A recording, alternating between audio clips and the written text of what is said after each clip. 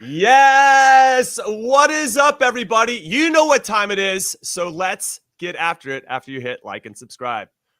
Hi, hello, and welcome to your favorite Average to Good podcast, Call What You Want. I'm Jimmy Conrad alongside Charlie Davies and Brian McBride, and we have a lot to talk about. Now, I know that the big discussion was around the results for the U.S. and them getting a good 2-0 win against Bolivia. Well, I guess it depends on how you define good. But we're going to look at what happened with Uruguay, Panama as well, and then look forward to a little preview between Panama and the U.S. So I'm excited about that. But first, guys, we got to do the Call What You Want word of the day. Are you ready for this? You know I'm always ready. Come on, Jimmy, let's go! Jimmy, I don't know if you saw it, but last time out, I got it in the first guess. First guess? First guess. Yeah, because remember, I was not a part of that because I knew the word. Yes. There we go. McBrizzle killed it. McBrizzle, first guess, nailed it. Out of the park. Was on point. All right. Yeah, didn't have Charlie trying to throw me off. How about that? Okay. So this one is, well, let me just say it like this. It's the bane of every goal poacher's existence. And you guys, as our two resident number 9s, know a little bit about this. But it's the offside rule. Okay. And in this corner of the world, offside is known as offsite. Okay, but it's spelled, so it's very similar, but it's spelled O-F-S-A-Y-T, offsite.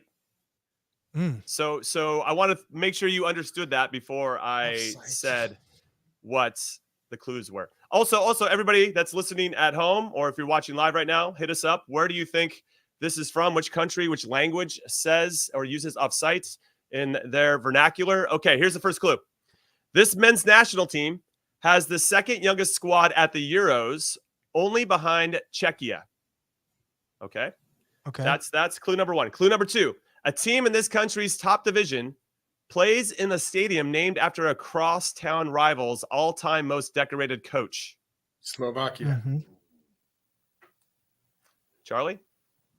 I'm going to go Slovenia. I love that you're just following his lead on where you think it is. Both of those are wrong. All right, Hungary. Nope. No. That was a fast guess. Now, Charlie, I get to guess next, so don't correct. Guess something and then say, "Oh, but I gave it to him." There you go. So McBrizzle finally calling Chuck out. Chuck dabbles in the dark arts when he's trying to win this game. So why don't we go with Albania? Nope, incorrect. Both of you guys. Good. All right. Next clue. There is no more next clues. Oh, there's no clue. But I can reread them if that helps you at all. Okay, hold on. Youngest team at the Euros. The second youngest squad, only behind Czechia. Okay, their average age is 25.8 years old. I don't know if that helps you at all. Probably not. And then again, a team in this country's top division plays in a stadium named after a crosstown rival's all-time most decorated coach, which is mind-blowing. Which is pretty funny. Another young team. I'm going to go Georgia? Austria. Georgia and Austria, both incorrect. I'm sure somebody in the chat's gotten it already. Oh, we're going right to the draw. We're going to a draw. Oh. No more hemming and hawing here. Call what you want. Turkey. Oh. Gordo Turkey is the answer. Gordo, don't let Brian see that. McBrizzle doesn't need to know he's on my tactics. God. Oh, wait. He's looking in the chat? No, you threw me off with the Slovakia. I jumped onto you. You did. Slovenia because I thought maybe you're onto something. Okay, so just to finish off that other clue, average age for Turkey was again 25.8 years old. Istanbul Başakşehir play in the Başakşehir Fatih Terim Stadium, named after the former Galatasaray and Turkey manager. So there you go, Turkey, Turkish. The meatloaf. God, I should have had that one. You should have had it, but you didn't. And now it's a draw. I didn't. Have we done a draw before? I think we maybe had one. No. This is our first. That's real our first draw. Oh, yeah. Wow. Interesting. We must have been taking too long, huh? All right. Yeah. The producer Des is like, we got to hit the button. Like, these guys we got to go. Too much hemming and hawing here. I also want to give a shout out to, before we even start the show, producer Brad's birthday. Happy birthday. Happy birthday, Brad. Happy birthday, Brad. He's going to Dave Matthews Band concert for his birthday. Sounds and he's getting an ice cream cake. Can we just talk for 20 seconds about the fact that Brad has never had an ice cream cake in his life? Like, how is that even possible? Were you not 7 years old at some point? He went to Akron. This is Ohio. I don't think they do that there. How do you not have an ice cream cake at any point during your childhood? It blows my mind. Maybe his mom's a really good baker, right? I mean, it's disrespectful to make ice cream cake. I see how it is. All right, let's take a look back before we look forward to the Panama-US game and talk about Uruguay's 3-1 win over Panama. Now, Uruguay, coached by Marcelo Bielsa, have 15 Copa America titles, though they haven't won one since 2011, and they've actually been knocked out of the group, or haven't won a knockout round game, I should say, in their last 4 Copa Americas. So nowhere else to go but up, I would say, with this current generation of players. They had 9 shots in the first 20 minutes of this game against Panama, and one of them was a goal, Maxi Araujo. Absolutely banger, by by the way. Cuti Mosquera was on point, though. Let's give him a round of applause. Was excellent. Cuti Mosquera was incredible in that first half. Just the saves he made. Of course, the one was an absolutely sensational goal scored. But I mean, in terms of his positioning and him coming up big for his country, well done. And that for the U.S., we got to love that because we don't want Uruguay banging 6, 7, 8 against Panama. So they're going to do it against Bolivia. That's what's shout going out to to happen, Cuti Mosquera. Yeah. So I guess the big takeaway, and McBride, I'll come to you on this, is the fact that I think both sets of fans, the U.S. fans and Uruguayan fans, can kind of be bitching about the same stuff, which is we were the better team, but we didn't take all of our chances. And so I guess there's like that emoji handshake between the two sets of fans. That's kind of how I evaluated Uruguay's performance. Emoji handshake. That's hilarious. I think I get what you're saying. Definitely attacking wise, both teams had plenty of opportunities to score more goals. I think Uruguay more than the U.S. But I think the other thing that was sort of really surprising to me, and it's no diss on Panama because Panama is really good on the counterattack, but the amount of opportunities Panama had and how open that whole game was. Uruguay was, like, listen, we're going to press you. You beat us. All right, we'll take the chance that you're going to score because that game was up and down. I thought, Panama could have, if they were a little bit more patient in the attacking third, they could use their numbers up when they had when they broke Uruguay's press. But overall, listen, this was a great game for the neutral. But yes, if I'm a Uruguay fan, I'm like, listen, let's just start putting the ball on the frame more because getting the chances and like you said, Panama was able to make some saves and surely, but there was too many shots went wide, too many good opportunities didn't challenge the keeper. Now, what's interesting, Chuck, is the last 2 out of the last 3 times we've played Panama, we've lost. The last time was in the Gold Cup Gold Cup semifinals. We lost in we lost in penalties. It was 0-0 going after 90. And I know it's not the same team that we have now. It was under BJ Callahan. It was a B squad and so on and so forth. But that still gives Thomas Christensen, the manager of Panama, some confidence to build off of. They beat us in World Cup qualifying at home 1-0. I know it was a long time ago, but still, these are the things that I'm sure he's talking about. And because I use this as a link to the quotes that he said yesterday.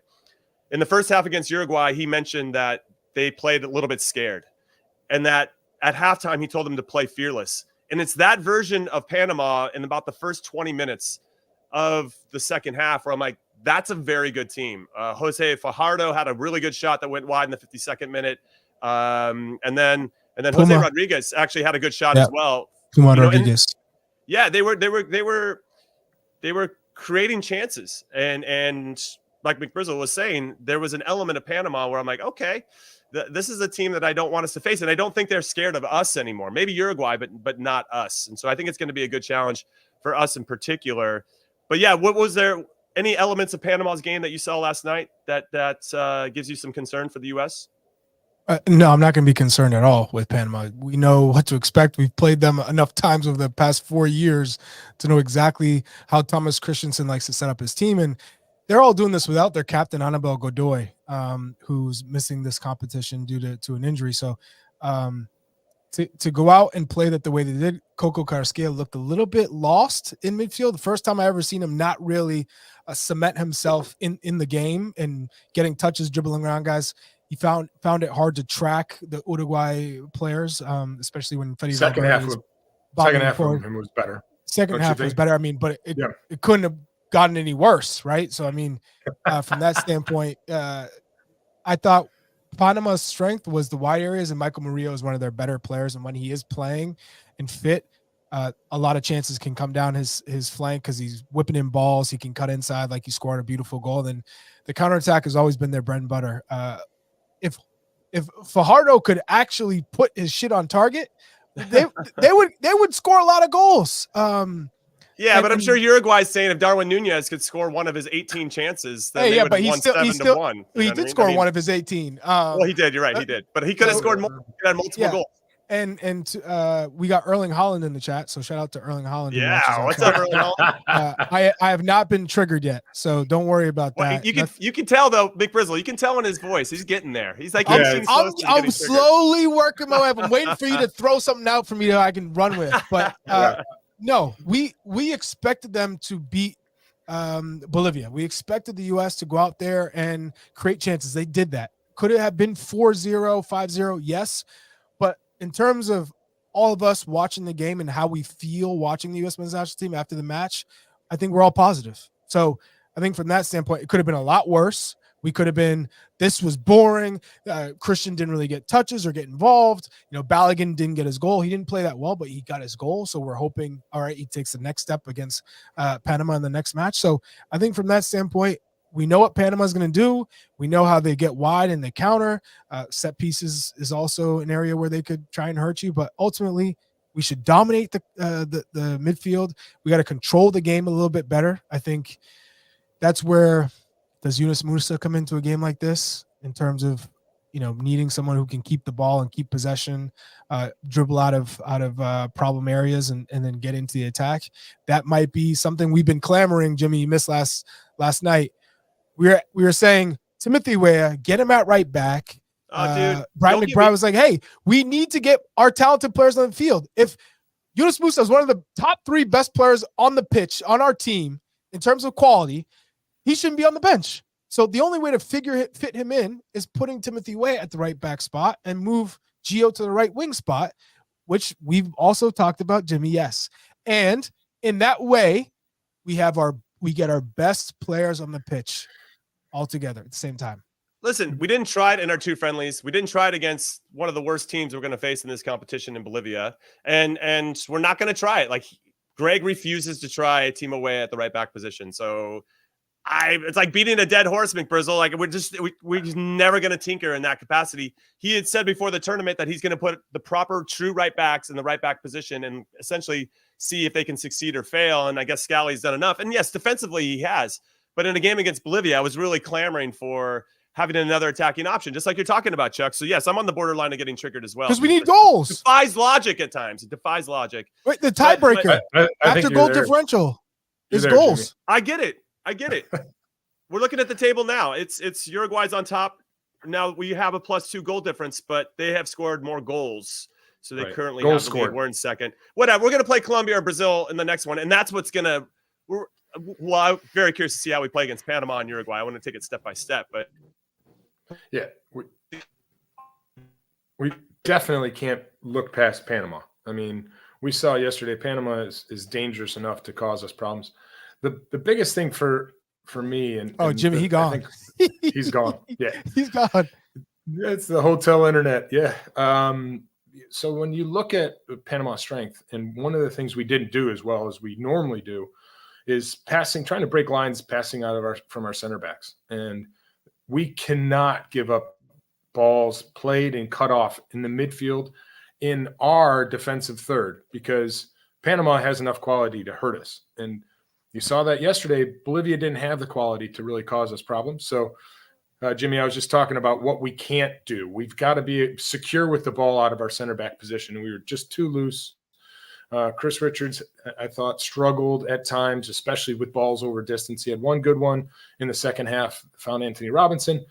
But there was 3 or 4 in the first half that were cut out and coming right back at us. And Bolivia is going to do a much better – I mean, Bolivia – couldn't hurt us, but Panama's going to do a much better job if we give them those opportunities.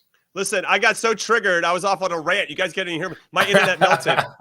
The Wi-Fi was like, this is too hot of a take. We got to stop down and freeze you right now. Get you cool again with the freeze. I guess the question that I want to ask, Chuck, I'll come to you first on this. Mm-hmm. When you looked at both performances, the U.S. and Uruguay, who do you actually think played better? Who played better in terms? Yeah, of like if you evaluated both performances against inferior opponents. Well, this is the problem, Jimmy. Bolivia is worse than Panama. Agreed. So you would have to tip your hat to. So Uruguay, you could then say, yeah, the U.S. played a little bit better. It looked like they just weren't executing in the final third with the final pass or the final shot, but they were playing against an inferior opponent. And so Uruguay, yeah, they created more chances, but they left themselves open for the counter because maybe they didn't think Panama would counter in the way that they did, or maybe they scored the early goal, so they got a little bit comfortable. And then the second half, Thomas Christensen got his players up for the moment. They came with a new sense of urgency in that second half. Almost like they thought, hey, we did okay. We got battered, but we were only down a goal. So now we play with nothing to lose. And Panama looked a lot better in the second half. So, it's kind of, it's tough to say, okay, we might have looked better, but we were playing against a much inferior opponent where all of our guys knew they could run by the Bolivian players. So we just attacked almost with just 3. And Gio Reyna sat back. You had Tyler Adams and Weston McKennie kind of in front of the back line. They were just playing those long diagonals primarily to either Anthony Robinson attacking down the left or the long diagonal to Timothy Weah. And that's all we needed. So we never really changed any things up because they couldn't stop it. Well, I think one of my favorite plays, I'm going to take a little bit of a sidebar here, was when Chris Richards gave up the ball and then Yunus Musa tracked behind, ended up winning it and playing great defense, winning it, and then helping us transition the other way. And light bulb popped over, stars popped out of my ear. I was like, wow, Yunus Musa as a center back, that would blow my mind. He can track people. He can help us start the attack and run into midfield if we want. I'm throwing a name out there with Beckenbauer, but I'm not going to compare him to Beckenbauer. But Beckenbauer-esque, or remember Lucio in Brazil? Was that his name? Yeah, where he would get the ball and just kind of drift into midfield, and it's just hard to defend. I know that's all pie in the sky stuff. Just let me dream, everybody, just for a minute, okay? I thought you were trying to trigger. I thought you were trying to trigger Charlie there. I really did. Don't worry, I'm getting there. He was close. No, you can't put Eunice back there. I know you can't. I know you can't. Okay. All right. I just wanted to dream for a minute, McBrizzle. I could feel my feet burning though as he was talking about that. Good God. By the way, we got a question here from Gordo, as always, and we also have one. We also have one about the runs from Dalton Harris. The runs from Ricardo Pepi were better than Balogun in the match. And that, do you think we should give Pepi the start in this next game and have Balogun come off the bench? And I could just say you're trying to build up Balogun's confidence. You're trying to get him on the same page as these guys. And he scored his goal. Did he play great? No, but he got the goal. Now, if he didn't score in this game and Pepi came in and create all those chances, that's when you make the switch. But you don't get him to score a goal and then you say, you know what? Against Panama, we're gonna put you to the bench. This is when you give him another run. You say, okay, sharpen it up a little bit, get involved a little bit more. And they did look for him. He made some good runs. He just was a little bit unlucky with that final touch. Do you think, and Greg does have a tendency of having predetermined decisions, and maybe even talking to the players before the tournament? And Brian, I'll come to you on this because you might have some previous history of knowing some of this intel. But because like Tyler Adams played 45 minutes, that was already predetermined. He was going to get in and get out, and we're going to keep him healthy. Maybe there was a conversation with Flo and Ricardo, like, hey, Flo's getting the first game, and Ricardo, you're going to get the second game. Do you think that's a possibility, regardless of how they performed and who scored and who did what? No, I don't think that's a possibility, Jimmy. And we touched on a little bit last night. This is a situation that in this tournament you're going to take it like it's the World Cup. Because it's your last chance to really find out what your team's about. It's also the last chance to play against, high-end opponents in a big tournament. So you're going to figure out what is going on with your group mentally and physically at the same time. And that's only going to benefit Greg in the long run for when we go to the World Cup. Because the World Cup, that first round in group stages might be a little bit easier, but there's going to be more games because there's more teams. So you need to know what happens to your group when they're under pressure. To Charlie's point, I think, Flo, that's a position that was still up in the air. So if he didn't score, I could definitely see Pepi coming in the second match. But the fact that he scored, the fact that he had way more touches than he usually has, again, I know Bolivia is not near the quality side that Brazil and Colombia were in this lead up to it. But I can say that the fact that they're looking for him, and there was plenty of times when they bypassed the midfield, he got the ball, he had some good touches, some poor touches, but those good touches connected with either Weston or with Tyler, and they were able to get out and go. And that's what we need to see more from Balogun. And I think Pepi's runs, going back to the comment in the chat box, his runs were great. And the best part of his runs is he likes to run off shoulders when the ball's being played through. So that spreads out, the defense and makes the defense drop. The midfield space becomes bigger and behind their midfield, and it only opens up the game. So the overall answer to you, Jimmy, is no. Greg will not have like this predetermined situation because the tournament is such an important thing leading up to what they're going to see in 2 years. All right. I like that answer. We're going to talk more about the starting 11 and what we want to see against Panama right after our first break here at Call It What You Want, so don't go anywhere.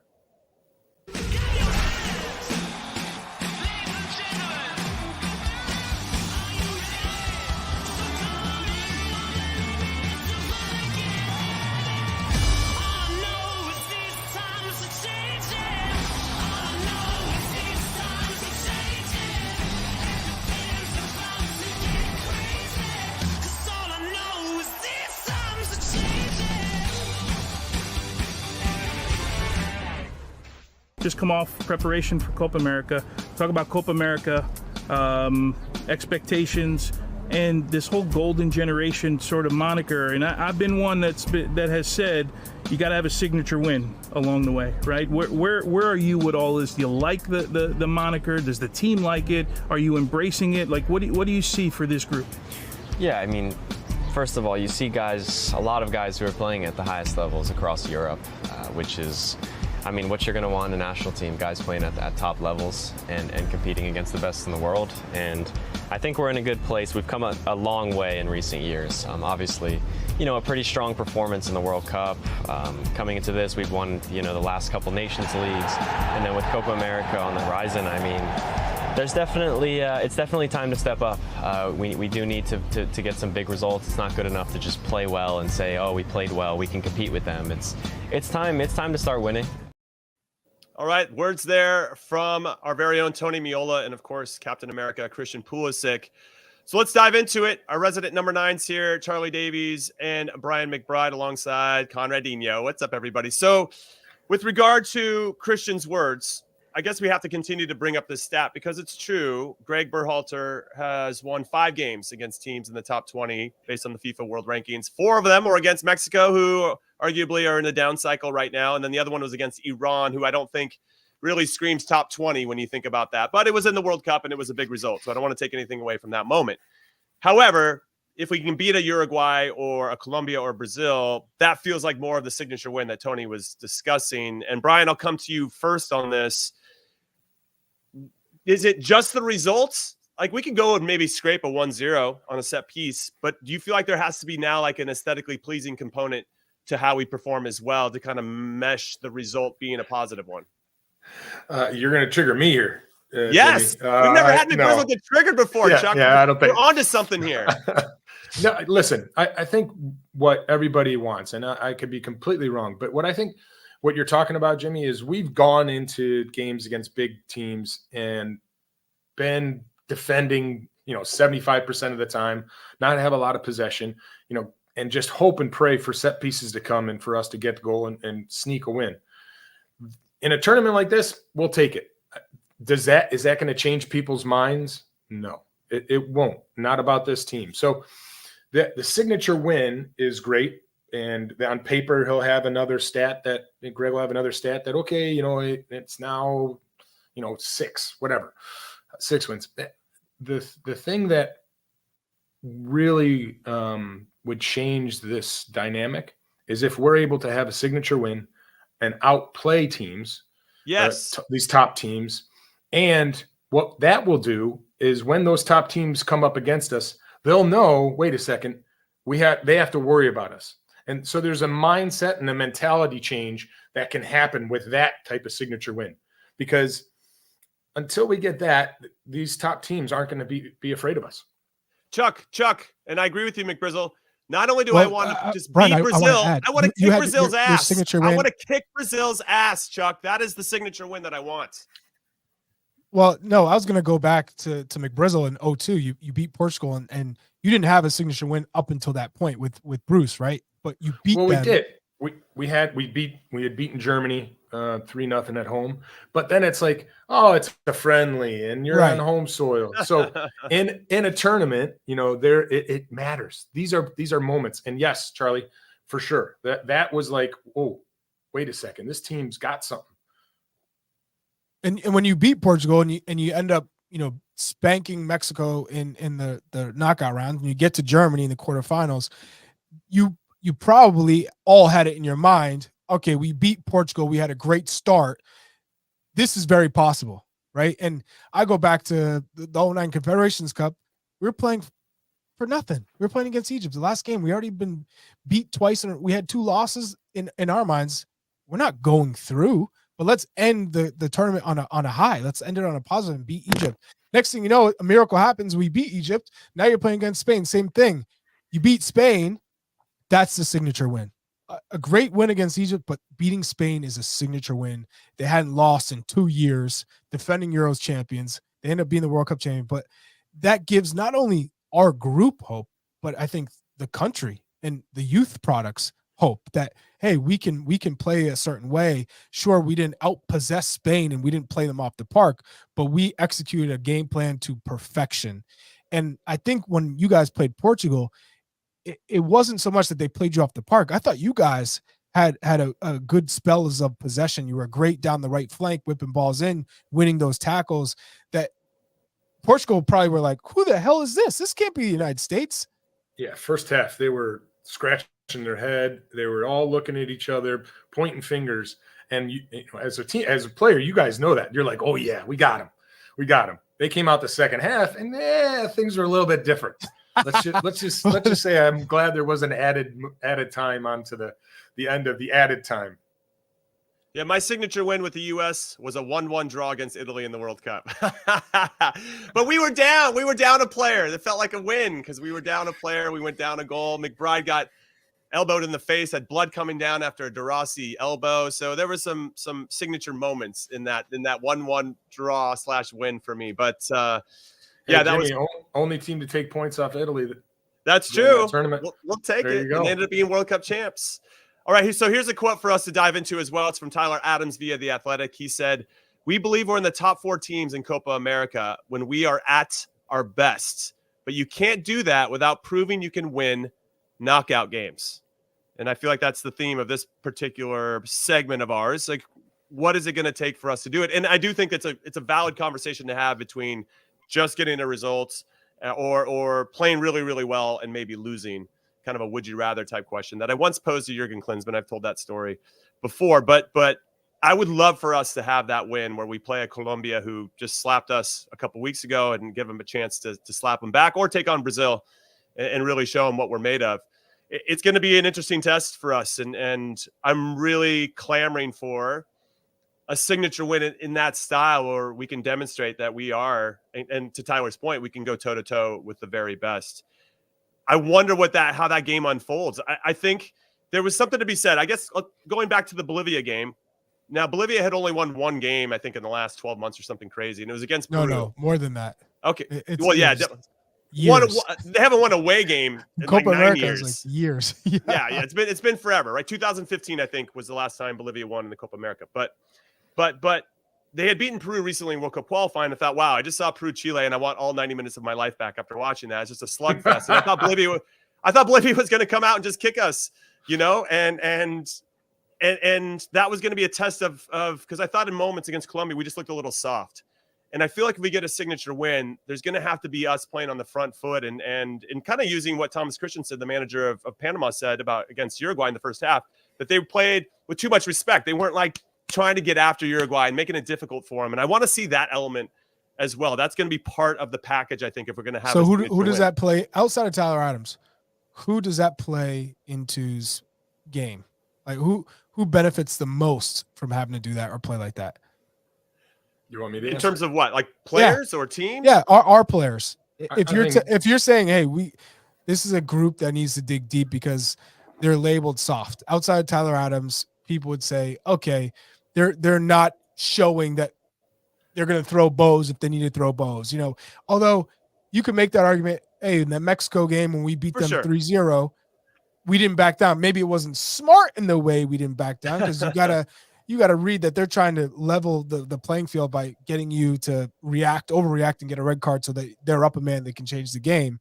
But with that being said, do you think that this group needs to show a game where they're just fouling and let's say they play Brazil and every time Vinny Jr. gets the ball, boom, or Rodrigo, Yes. and showing that type of mentality. Yeah, of course. I mean, that's what's going to have to happen if they want to kind of break up the rhythm of any top team. But I remember in the Brazil game in the friendly, there was a reaction, right? That I think they were, or maybe Greg had mentioned, or the coaching staff said, hey, we got to be a little bit tougher. And Pulisic came and just ran somebody over, a couple minutes into the game. And I was like, all right, guys setting the tone. So Pulisic is not an issue for me. I think he's really grown into the role and grown into being a leader and wearing the captain's armband. But there are some others that I guess that could find that part of the game a little bit more. Though we've seen them do it.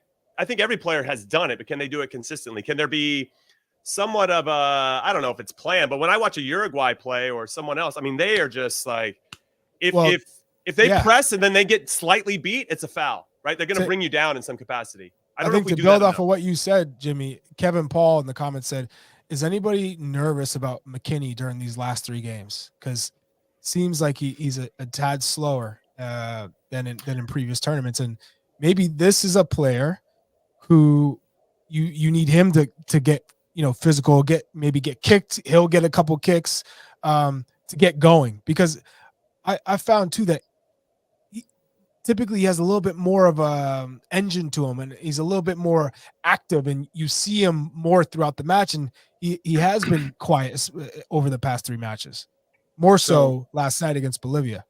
You touched on some, and what I was going to answer before is Weston McKennie is a big game player. And, when we go into games where we're sort of like that, we should win this game, this shouldn't be a challenge, there might not be as much focus from him that we would want to see.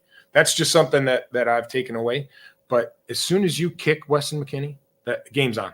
And you're going to get, goes beast mode, and he's not going to back down. He's one of the toughest guys, certainly on our team, but in soccer himself. And then you add in Yunus Musa, who, he gets kicked and he's smiling still. And he'll just go by you and wave, hey, see you later. So we have guys in there that have the capability and the physicality.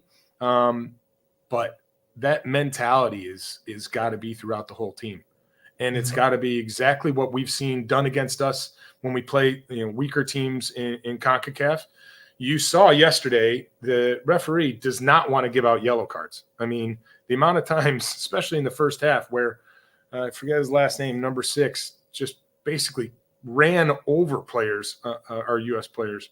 You got 1 yellow card. He could have had 3. So that mentality of like, listen, all right, we're going to let you know you're in a game. It has to be there from the start and all the way to the finish against the best teams. Okay, this is a nice segue then, because we've talked about the number 9 position. We've talked about Weston McKennie, and a great comment there from Kevin. Keep those comments coming. We appreciate it. You can hit us up at Golazo America as well on social media. We can answer that question in the future. Let's talk about any changes you would make to the starting 11 against Panama, if any. So Chuck, I'll come to you based on the starting 11 that we had. in a 4-3-3 position. Scally playing the right back. You got McKinney in there. Maybe we could have a conversation that Musa. Would you ever consider starting Musa over McKinney and keeping Adams and Reyna in there? Or maybe Reyna. I mean, I know what we want. We want Weah to drop at the right back position. Well, and Reyna to go right wing. The easy excuse, Jimmy and Brian, we talked about this, is, Weston got a yellow. Let's rest him, and he'll come off the bench, and we'll start Eunice. I don't see that happening. I know this is wishful thinking and it's not going to happen, but Joe Scally, we know what he is. He's not an attacking right back. He's your generic right back. He's obviously he's going to defend, but he's not going forward. Maybe you get 2 chances of him going forward. You're going against Panama. You know how they're going to play. They're going to play counter. Play Timothy Weah there. He's played right back. I know Greg said I want to stick to our natural right backs. Tim Weah, you could argue, is a natural right back. He's played a full European season at that position. And what you get is you put Reyna out where Weah is right now, right? And he can pinch in centrally. Exactly, which we see from Christian when Anthony, makes the runs up the line. That's the way. And then you give Balogun support with 2 players. Yes, it all makes perfect sense. We should be the coaches. Now keep going, McBrizzle. Yeah, and then the great thing you have with that sort of situation is you then have Adams can cover, one side where Timothy Weah has gone up the right. Adams can slide out in case we lose the ball and cover there. You have Eunice who can slide out on the left-hand side or vice versa. So you have cover for that area, because the one thing that we know about Panama is they're very good with their wingers and they're quick. They don't waste time. They go forward very quickly. So leaving yourself open on the wings is going to be gutsy. But with that extra cover from Eunice and Tyler, I think you can say, yeah, let's do it. Is it going to happen? No, it's not going to happen. Okay, so we have a new nickname for Joe Scally. It's Joe Generic Scally. I've got plenty of time for that. But listen, Chuck, we don't say generic on this show. We say average to good. So we got Joe average to good Scally at the right back position. We want to see Timo Weah there. Give us what we want, Greg Berhalter. How about the number 9 spot, though? Would you make any changes there? Would you give Ricardo Pepi the chance to start from the very beginning and bring Flo on? I know we talked about it a little bit. We didn't talk about and Pepi's better off the bench. That's true too. But we talked a little bit about Florian and dropping deep, but he also made good runs in the penalty area. There was a time when Timothy Weah got in a little bit, he decided to shoot instead of laying the ball across. If he lays the ball across, Balogun has 2 goals, So we don't. I think Florian's definitely got to start. And to Charlie's point, Pepe's very good off the bench, and we haven't even talked about Josh Sargent. Does he get some minutes if he's ready to go? Because he's a different player than both of those two. So I think the way that the game matches up will tell us. Hey, we got some nicknames coming in. Joey Vanilla, Generic Joe, Generic Joe over Joe Generic. Man! These guys don't miss in here. I'll tell you that. This live chat is always fire. The internet is undefeated, especially our chat. Ricardo Pepi, for all you XG merchants out there, Ricardo Pepi 1.5 XG against Bolivia. Flo Balogun 0.23 XG, but Balogun got the goal, Pepi didn't, so shrug emoji for everybody in that one. How about center backs? There's been some talk about Chris Richards maybe not being as sharp, and that was evident in some areas. His passing a little sloppy, I would say. Would you consider making a change here? Or I don't think Greg's going to make any changes, but just for the sake of conversation. No, I listen. He didn't have his best game. We talked about it last night. We talked a little bit about it here. But what Chris gives you is usually a capable player with the ball at his feet, but he gives you defensive duels, very good, aerially very good, and we need that. And he's got pace to cover for Tim Ream if he's in there. Cameron Carter-Vickers had a rough game when he came on during the friendlies. But I still believe in this kid. He's really good with the ball at his feet.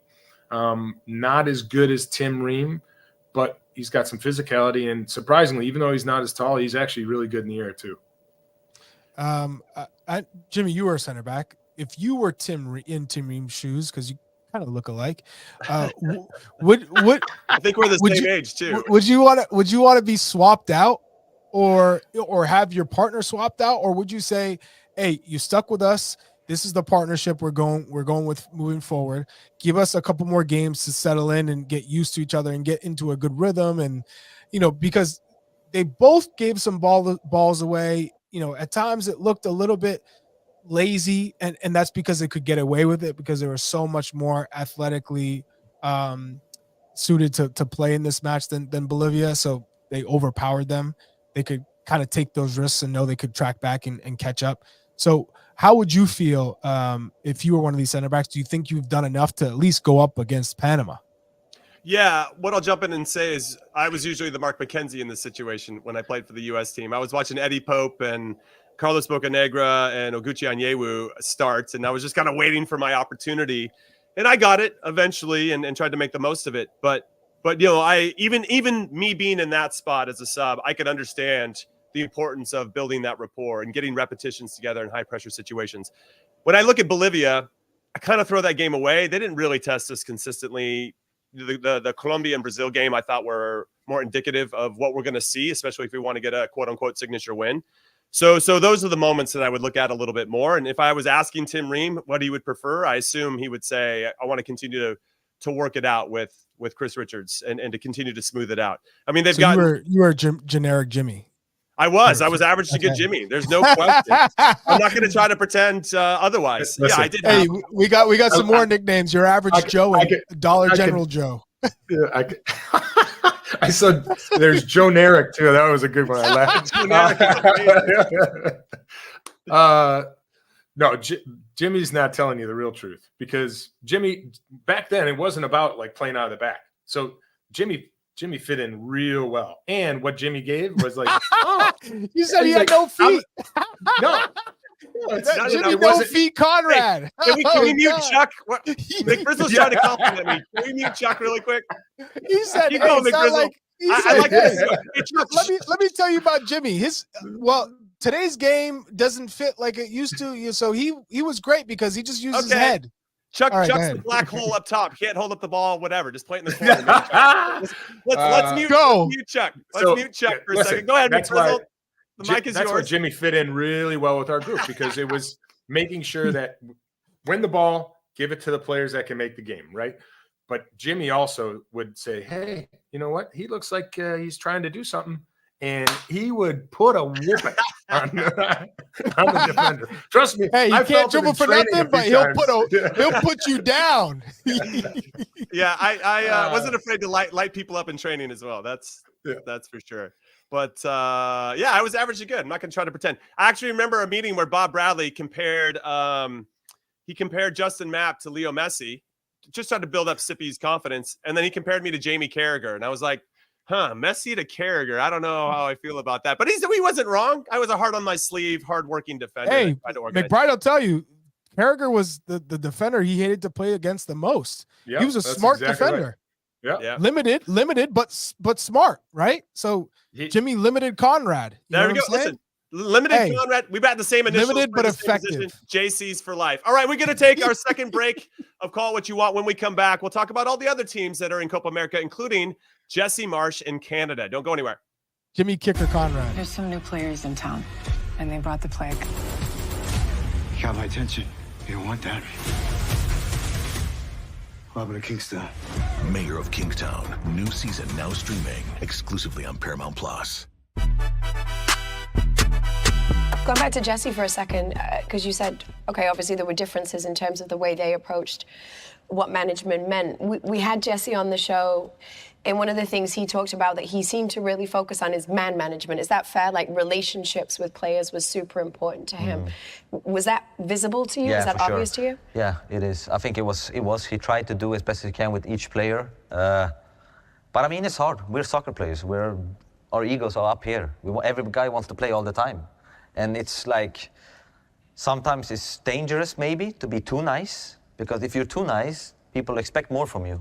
Did you think Jesse was too nice? Sometimes maybe he was. I think but I think like in Europe compared to here in America, it's a little bit different, because it's like so much more competitive in the dressing room a little bit as well.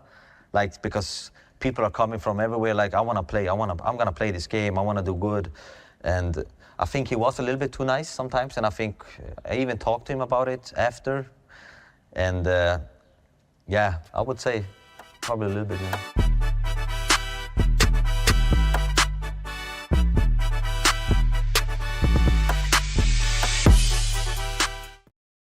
All right, that was Emil Forsberg, currently plays for the New York Red Bulls in MLS. That is a special Kickin' It episode. It debuts on the Golazo Network Tuesday at 8 p.m. Eastern. Charlie, you were in the room with Emil getting some inside scoop on Mr. Nice, Jesse Marsch. What else did he have to add about our former co-host? Yeah, he just talked about Jesse being one of those guys who tried to rally the troops and get everyone together. But when you compared that to Nagelsmann, who he thought was just an incredibly gifted tactician. So he said he was a genius in terms of footballing terms, moving guys, knowing spacing, and almost one way that way, not having the man management part down. But he was such a good tactician that's what kind of carried him. And then when you go to Bayern Munich, you got to have both. I don't think you can go to a club like that and not have the man management part down. And if you don't, your assistants have to be absolutely incredible, sensational at being able to continue to produce those, create those relationships and get guys all coming together. So he basically said Jesse didn't have the tactical prowess to go with the being such a great man manager and friend, and that he was too nice. And in the end, that's why he didn't have success at Leipzig. Jesse Generic Marsch. What are you going to do? You got a generic coach there. Super nice. You love to see it. So let's rate his Copa America debut, McBrizzle, because they've played 3 games under Jesse. Haven't scored a goal yet. Obviously, they've played some top competition in the Netherlands, France, and Argentina, but they've created some chances. And I actually he said he wants his spot back soon. He said, keep the seat warm, McBrizzle. He's coming back soon. Nope. So what's funny is I texted him after the game. You're gone. Once you out, you out. I sent a note to Jesse. I said, what I really appreciated about their performance against Argentina in particular is that they just tried to go toe-to-toe with those guys. And yes, their back line seemed incredibly crazy high and they were inviting so much pressure against Leo Messi and others that could punish them, who didn't ultimately punish them as much as they probably should have. But I appreciated the approach, and I respected the approach. And so, because that's how you're going to grow and actually get better, and you got to test yourself and stretch yourself a little bit, and they'll find their sweet spot as they try to work through this. But I kind of wanted to get your thoughts on how you rated Canada and Jesse Marsch in particular. Yeah, I mean, listen, you look when he took the position, you looked at the fixtures coming up for him and thought, whoa, you're going into the den. That lion's coming at you real quick. And we saw that in the first match. And then the second match, it was a surprise. They did well against France. And I think that gave them the belief going into the game against Argentina to be able to know they can play. They don't have to sit back and try and absorb pressure and catch them on the counter. Because that's not how Canada was or is now with Jesse. They have belief. They have talent. I mean, Davies is a player you can give the ball and he can change the game, right? When you have a player like that, you can find your out ball if you're pressing together as a team. And when I say pressing, it doesn't have to be all the way up the field. It can be, you start pressing at the circle. Those are things that Jesse can instill. And to be honest with he's done a good job. I mean, they haven't looked out of place in the last 2 matches. That's for sure. All right. Yeah. And Chuck, what do you got? Well, I was going to go Gordo in the comments. He said, I picked Canada as a dark horse for Qatar in 2022. I did too. And the way they started off that match against Belgium, we thought we were winners. I was like, man, Canada is going to surprise because they were so deadly on the counter, and Tajon Buchanan was flying at that point. Tajon Buchanan just didn't have his feet sorted or ready in this match against Argentina. He had a really poor match. It's experience. That experience in big competitions, that it makes a difference. You got to have both sides for Canada to be able to handle the way that they play. Is when they do play high intensity, both Tajon and Alphonso Davies have to be, I think, higher up the pitch and get more involved. And Liam Miller, I think, Jesse is sticking with him, but I would rather play Alphonso Davies in that left mid spot. So you get the best of both worlds. He's closer to goal, but he can also still defend for you. And then, Richie Larea is a capable left back. I rate Richie Larea more than I do Liam Miller. I think the positives from playing Richie Larea definitely outweigh the positives of playing Liam Miller. So that way you could probably get Alphonso Davies more involved than he was against Argentina. But I would also say I was impressed with the way Canada came out, and they had chances. They didn't execute. Similar to Panama against Uruguay, they created some really good chances. They also gave up some proper chances. And Crepeau stood on his head for a while, and Messi was. I've never seen Messi so inaccurate before in my life. He was wasteful, and that's crazy to say, given that he's scored like 100 goals a season, essentially, the way he's been playing for so many years. Wasn't he blaming the field after the game? Yeah, no. To be honest, I think Jesse's done a good job so far. So I think he has a real opportunity to get out of the group, and if he did that in this version of Copa America, that's a success. Well, after seeing Peru play, they just have to not get kicked, and they might have an opportunity to make that happen. They got Chile that's on Saturday. They got Peru on Tuesday. Again, still looking for their first goal. I think they're going to find it against one of those teams, if not both of them. I have Canada in my preview, and what I predicted. I had Canada getting out of this group. Maybe more hopeful. That I was kind of pulling for Jesse to have some success. But after what I've seen, especially against France and their response to giving up 4 goals in the second half against the Dutch, and you can see these little improvements in different types of situations. I think that they have enough. And after seeing Peru and Chile play, I hope that they have enough, because I don't know if I want to watch Peru and Chile play any more of this tournament. But based on those 90 minutes, Brian, what do you think? Do you think Canada gets through? I think it's going to be a struggle. I do. They have every chance to, but I can't see Chile playing that bad as we did see against Peru. And the one thing, if they do get out, it's going to be because of mentality and because your star players show up. So if those two things happen, they can get out. If they don't, I think it's going to be a tight one. All right, let's move over to, because Chuck, you think they're going to get out, right? You already. Yeah, I do. I mean, they still have to figure out how to get Jonathan David closer to goal, because he's not a playmaker, and it drives me crazy. You want to trigger me?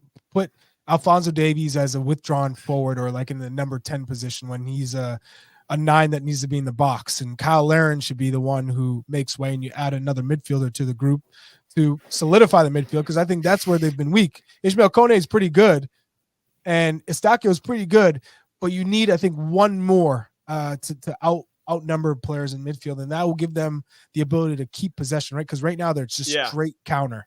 Well, what's interesting, and I believe we talked about this with Jesse in his last podcast with us, was that, hey, in the 3 games that you coaching first, Netherlands, France, Argentina, you're not going to play the same way when you take on a Peru and Chile. So maybe to that point, and what you're saying, Chuck, maybe they will add another attacking player into the mix or push Alphonso Davies up a little higher in the field, because they can, because if, the juice is worth the squeeze, because you want to take advantage of that. Anyway, I got Canada going through. I'm pretty excited to see how they play, even though we're seeing some comments saying that Peru always step up in this cup. They did when they had Ricardo Gareca in charge. Ricardo Gareca is not in charge anymore, and so he's in charge of Chile. So Chile, I guess, is probably more of a threat than Peru, and given the balance of chances in that game, Chile were a little bit better. All right, let's take a look at Group B. We had Ecuador, who I thought were the favorites in Group B, and they probably would have been if Ener Valencia didn't get that red card. Venezuela, really surprising win, 2-1. Mexico needed a late goal to beat Jamaica, but Edson Alvarez, the captain plays in West Ham in the Premier League, has a hamstring injury. Looked like he got sniped. I don't think he's coming back for this tournament based on how he reacted to that. But Venezuela is currently on top of Group B. Mexico in second, Ecuador in third, Jamaica, the Reggae Boys in fourth. This game is, this group is going to be interesting now, because Ecuador has their backs against the wall, and I wonder how they're going to respond in their next game. I assume it's going to be a positive one, but without their 34-year-old captain, Ener Valencia, Brian, and I wonder who's going to step up in his absence. Yeah, they'll need goals. And I think that there's depth there that it won't be as big a miss. And you hit the nail on the head, Jimmy. Getting a red card in the 33rd minute, it's going to kill you. And I still think Ecuador gets out of this group, and it's going to be a battle between Mexico and, listen, Jamaica. They didn't play their best, and I know a lot of their players didn't come in. If they had all come into this tournament, I think this group would have been really interesting. But now it's, in my opinion, it's going to be between the other three. So Venezuela, Ecuador, and Mexico are going to be battling out. The other two, Mexico and Venezuela, have the head start, and Ecuador is going to have to, pull them back in. All right, and Chuck, how you feeling about Group B? Group B is upside down because I think Ecuador have the ability to win the next two, and I don't rate Mexico. I really don't. So, you throw in that Edson Alvarez, the captain, although he's hasn't been the strongest with the Mexican national team. I think that he's been getting better, and his club form has always been better than his national team form. But that's a big loss in terms of leadership and someone who can get everybody going in the right way and has, everyone's respect. So that's going to be a loss for me. And I don't know if Mexico will be able to keep up this type of pace. Obviously they're struggling still in front of goal. I think Ecuador is going to finish at the top of this group. Maybe Ecuador and Venezuela are the two that go through, in my mind. Jamaica could still surprise. Yeah, and I think the one sort of caveat or like game-changing situation is the fact that Mexico is going to be at home all through this Copa America. So they'll have that extra boost late in games that might help them get them over the line. And I think Jimmy's internet booted him off once he was talking some nonsense. Nonsense. What are you talking about? Nonsense. It's checkout time, Jimmy. You had to repurchase the internet. Exactly right. Yeah, this whole SIM card, whatever thing I'm on, is not working right now. By the way, Jimmy, I didn't get to ask you what's been the conversation around Landon Donovan's haircut. He has hair to cut. You saw the back it. thing at the hair transplant. Yeah. Actually, in some ways, I was glad that he was like, yeah, this is what I'm doing. He didn't try to shy away from it. But he's been bald for 20 years? Like, why is it taking him so long or a receding hairline? Like, you should have got You're saying just shave it off though. He should have, shave it off, get the beard going. That'd be a good look for him. He had it for a little while when he was playing for the Galaxy. Listen, he wanted hair. That's fine. And he ties it in with the trip for the Euros. It's perfect, I think. I mean, hey. He's doubling up on going to Istanbul to get whatever hair transplant he needed. Yeah. Okay. On somebody else's dime, Yeah, why not? All right. So my thoughts really quick on the Mexico game. They were excellent after they got scored on against Jamaica. Ended up getting called back, but it really was a wake-up call for them. And then from that point forward, I was like, wow, this is a good Mexico team. And if they can somehow elongate that, then I think they're going to get out of the group. But if they are kind of hit and miss and can't find that consistency, then I just don't know which version of Mexico is going to show up. They have a similar number 9 problem to us in some capacity. Like, can they get Santi Jimenez more involved, getting more touches on the ball? I don't know if it's necessarily isolated to the U.S. and Mexico. It seems to be a problem for a lot of countries in multiple competitions, whether it's the Euros or Copa America or even at the club level. But obviously something that needs to be addressed. They don't make them like they used to. You know what I'm saying? No, not like Charlie and Brian McBride. Those nines like they used to. That's right.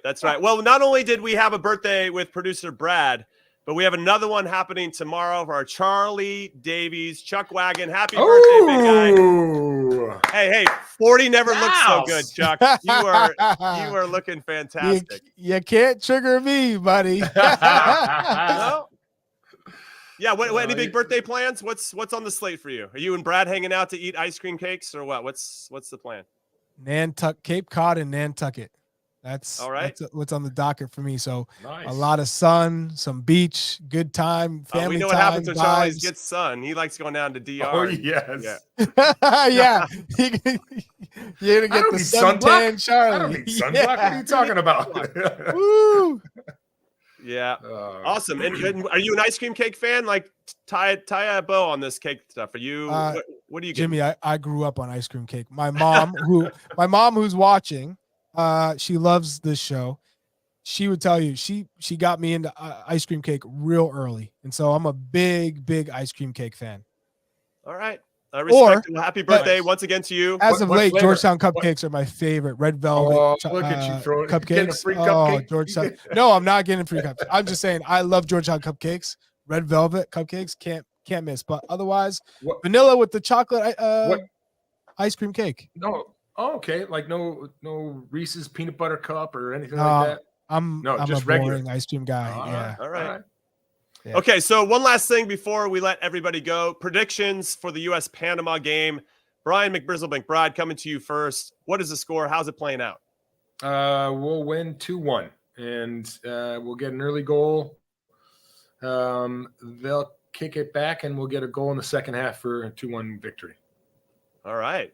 As you know from my gambling days, I'm very detailed. Very good at this. Which is not necessarily a good thing.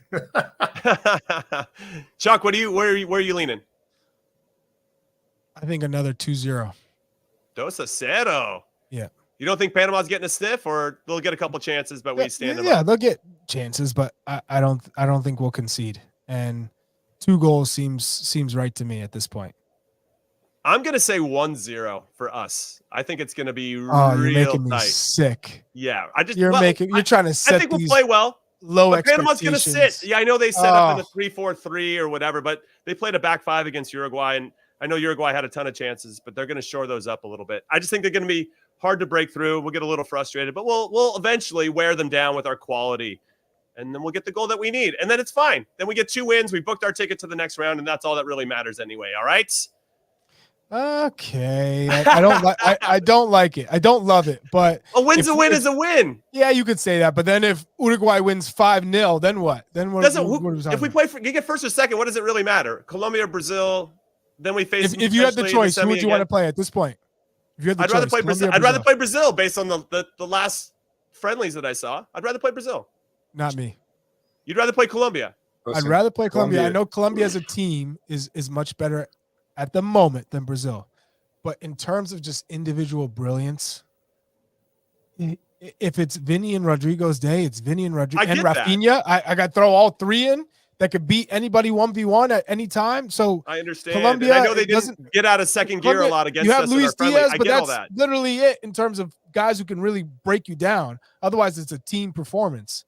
I think Colombia have more of a team identity right now. I think they know how to move on both sides of the ball. Do. Brazil, they do. And the way they defend is in my opinion much better. The defensive options they have, we can't go say, all right, we're just going to go aerially. If you're going to press us all over and we can't play through you, all right, we're just going to put balls in behind. We have to turn them around. If we can't turn them around and their center backs are heading it right back at us, we're going to struggle against Colombia. The one thing I will say, there's one thing I'll say, not near as much. And I mean, Gabriel, yes. Okay. But listen, for me, the attitude was what was wrong because the Colombia game was 2-1 or 1-1 for a long time. And then you get this change of mentality. And so if we have the right mentality going against Colombia, I'm not near as afraid. But I think we can play through Brazil's midfield. And thank you. That's right. Yeah, that's thank you. Me and McBriz are on the same page, Chuck. I know it's your birthday tomorrow, whatever. But you guys are delusional. You talking about you're delusional in a Copa America game? Delusional. It counts. You're telling me you'd rather play Colombia with just Luis Diaz, who's really a game changer, but not. You wouldn't even say he is at the highest level. He's not world class level, and we're talking about Rafinha, Vinny Jr., and Rodrigo. You'd rather play that either. Okay, all right. What? All right. Who's that? What? You think Lucho Diaz is not world class, but you're going to say Rafinha is? Yeah. I'd rather have Lucho Diaz on my team than Rafinha. Me too. Nope. Me too. What are you delusional, Chuck? Listen, we're going to let you have this, Chuck, because it's your birthday tomorrow. But listen, everybody that's watching, absolutely delusional. I want to know, everybody, Rafinha absolutely killed it for Barcelona this year. He was one of their best attacking players.